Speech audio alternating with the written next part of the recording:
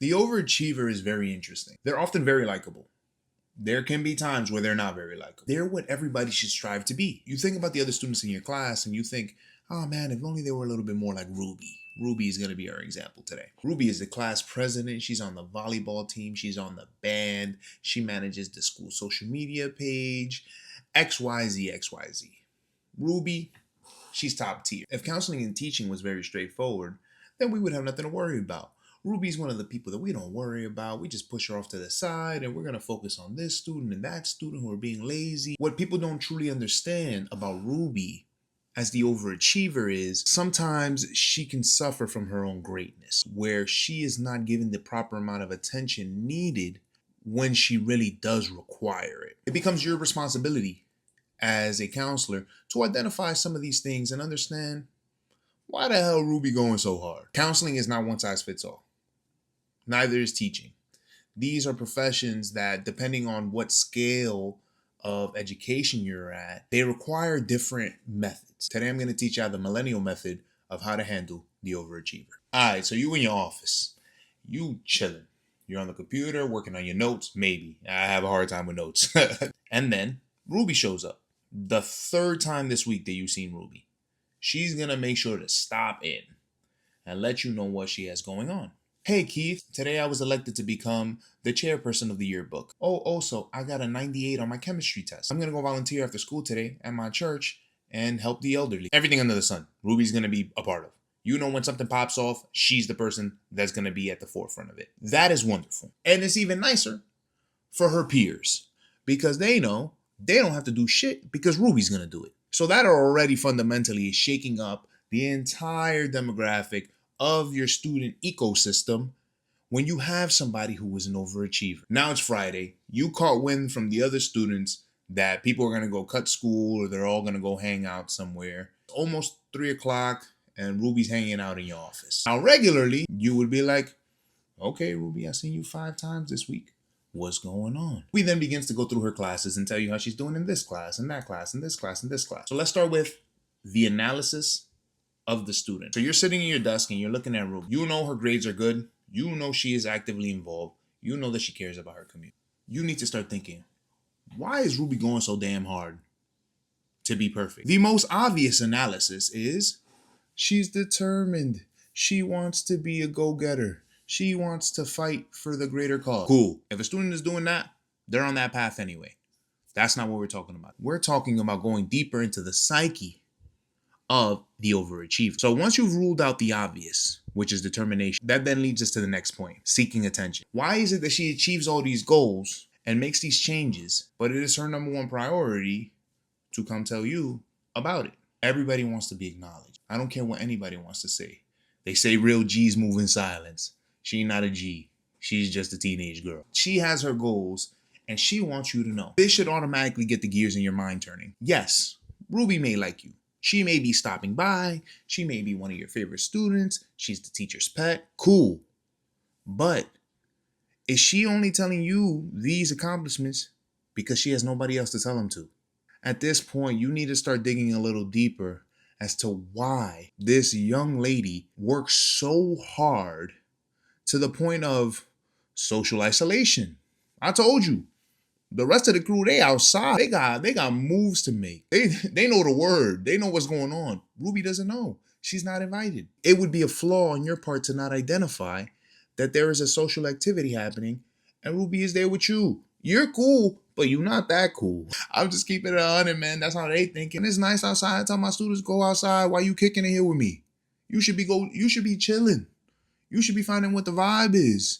You should be going somewhere. Why are you here? It's Friday. I don't want to be here. These points are important when it comes to assisting a student who's an overachiever because it can often lead to social isolation, which can create long-term effects later on. You as their counselor or teacher should make it your priority to understand why. Another form of overachiever. There can be multiple reasons as to why a student's an overachiever.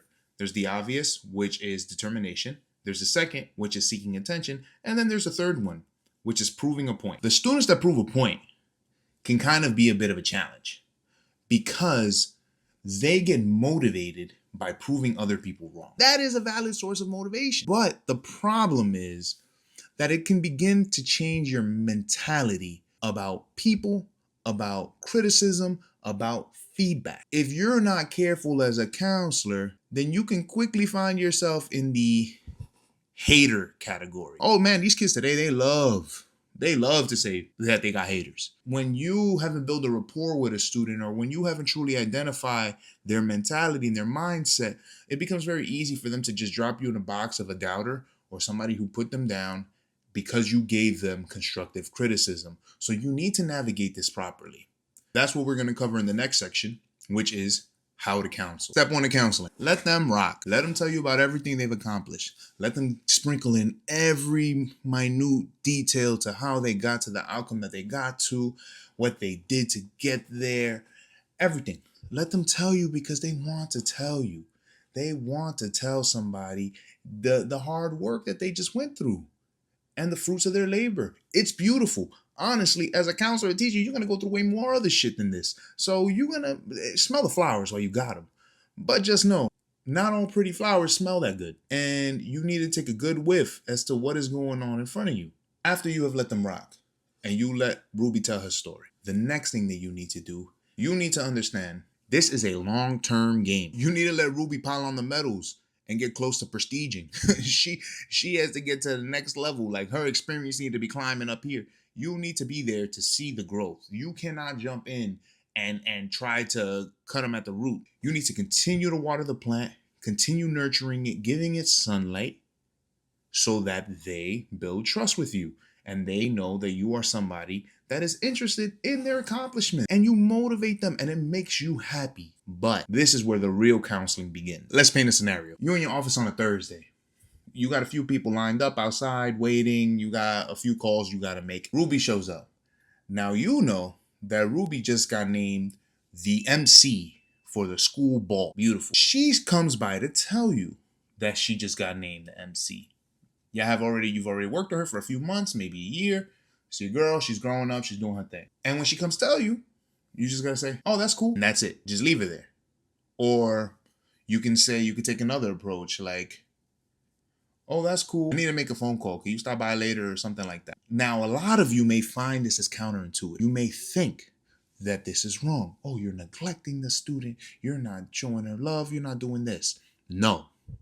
What is going on here is that you need to take away the reward system for overachieving. It's beautiful that she's achieving goals. That's not going to change. But we need to start addressing the why. Is it determination? Is it seeking approval? Or is it proving a point? Which one of the three is it? You need to figure that out. And the only way for you to do that is to start seeing which one of the three, when you pull them away, shows how she reacts. She leaves. She either does or doesn't come back. If she doesn't come back, and you give it a little bit of time, you gotta let it cook a little bit. You gotta let that shit simmer. If she doesn't come back, then you go look for her. Hey, Ruby, I haven't seen you in a while. Come with me, because she could be hurt. Give it time. That was a Thursday. Give it to the next week. Give it to like Tuesday. Let her feel it for a little bit, because she needs to synthesize that. If you haven't seen her and you're used to seeing her every day, then you know that the next week you gotta get her on the couch. She comes in. Boom. Y'all chilling, y'all talking, everything is okay. If she's upstanding and experienced and maybe wants to address you on it, then you should appreciate that, because that is a young person with some courage. If not, they could just be a little hurt, and you should pry as to what's going on. That's one approach to that situation. The second technique that you can use is poke holes in their weakness. What do I mean by that? When Ruby comes and tells you that she was just named the MC for the ball, poke a hole in something else. You knew she wasn't doing too well in math, and she got a 78 in her last test. She got 90s and everything else, but she got a 78 in math. When she's telling you about this accomplishment or any accomplishment, say, I wanted to ask you, how's math? Or let's say you've been seeing her alone a little bit too much. Ruby, that's real nice about the MC stuff. What are you gonna do later this weekend? Well, what's the plans for the weekend? You know she don't got plans. You know she may not have that many friends. It's important for you to pull the carrot away from the stick. It's important for you to draw the attention away from the accomplishment and start highlighting the challenges, because students need to understand there's a price to everything.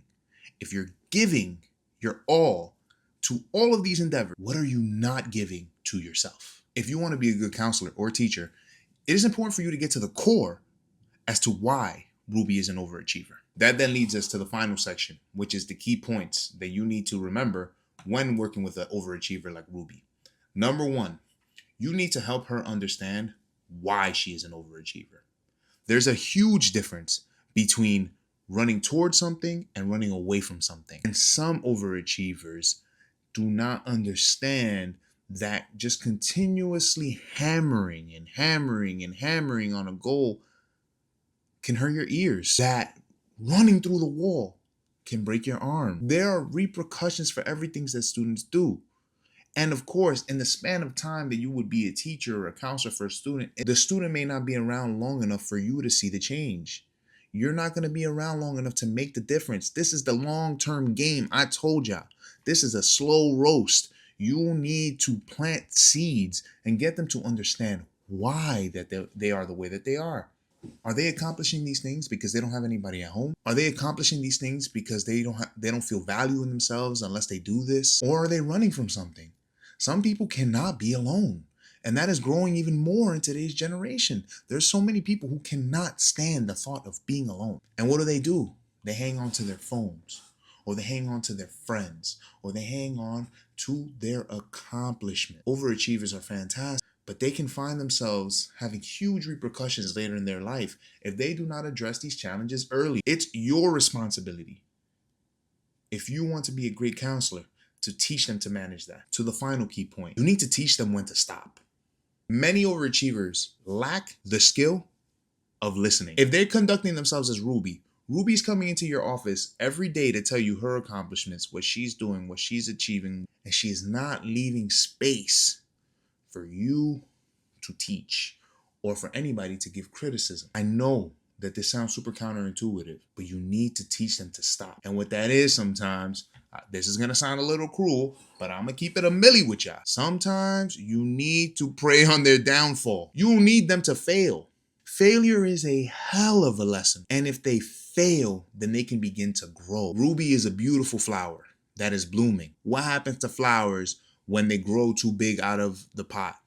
It breaks and they wither away. It's your responsibility to have Ruby understand that there is a price to things, and she needs to understand why she's going so hard. And even in making this realization, you're not hindering her growth. You are helping her. You are literally teaching this young girl, get out of this little flower pot, and you're going to put her in the soil, on land, and ground herself to build herself. Teach her to stop before she burns out. Teach them to stop before they lose too much. That is how you teach them to grow. So y'all tell me, how do y'all handle the Rubies in your life?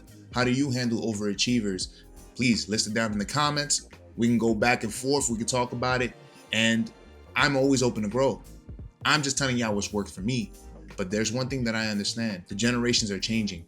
People are changing all across the world. So I know that it's not one size fits all. But I hope that the Milli Method to working with overachievers has taught you something today. And if you want to learn more, please click this video, tune into the next episode, and we'll catch up.